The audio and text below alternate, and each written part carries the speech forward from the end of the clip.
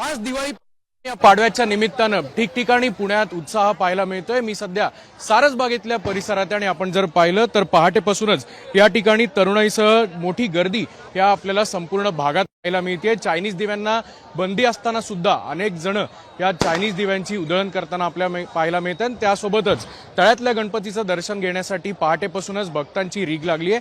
खरं तर सारसबागेतले दिवाळी पहाटला एक वेगळं महत्त्व आहे। अनेक वर्षांपासून या ठिकाणी दीपोत्सव जो आहे त्यासोबतच सांस्कृतिक कार्यक्रम जे आहेत ते पार पडत असतात। मात्र गेल्या काही वर्षांपासून तरुणाईचा मोठा ओघ जो आहे तो या संपूर्ण परिसरात आपल्याला पाहायला मिळतो। मुख्य प्रवेशद्वारावर आपण जर पाहिलं तर मोठी गर्दी या ठिकाणी समस्त पुणेकरांची आपल्याला पाहायला मिळते। फक्त पुण्यातीलच नव्हे तर पिंपरी चिंचवड असेल किंवा पुणेपासून आजूबाजूचे जी गावं आहेत त्या ठिकाणी मोठ्या संख्येने नागरिक जे आहेत ते या ठिकाणी दाखल होत असतात, तळ्यातल्या गणपतीचं दर्शन घेत असतात आणि एकंदरीतच चैतन्यमय पहाट जी आहे ती या ठिकाणी आपल्याला पाहायला मिळते।